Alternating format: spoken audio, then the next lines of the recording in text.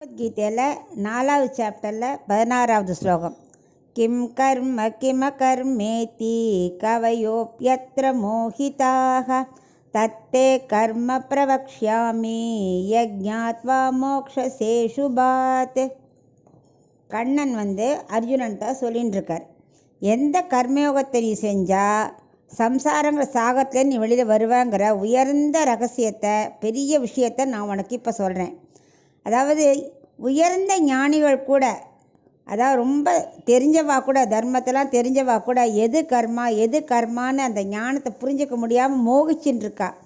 ஆனால் அப்படிப்பட்ட கர்மாவை பற்றி நான் உனக்கு எடுத்துரைக்கிறேன் அப்படின்னு வர ஆரம்பிக்கிறேன். அதாவது இந்த கர்மா இருக்கு இல்லையா, அது வெறும் கர்மாவாக இருக்கக்கூடாது. டியூட்டியாக நான் சமைச்சேன், நான் சாப்பிட்டேன், நான் பாடம் படித்தேன், கோயிலுக்கு போனேன், சேவித்தேன், அப்படி கர்மாவாக இருக்கக்கூடாது. அதில் ஒரு ஞானமும் சேர்ந்து செய்யணும்.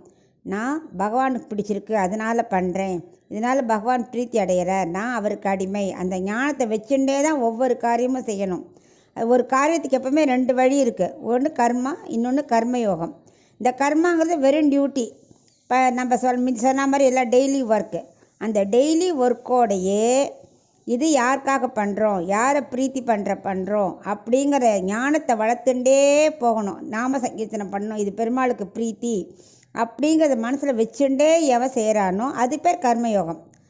இந்த ஞானத்தோட கர்மாவை நீ செஞ்சியானா உனக்கு இந்த சம்சார சாகத்துலேருந்து விடுபடுறதுக்கு பாவ புண்ணியங்கள் விலகிடும் உன்னை விட்டு.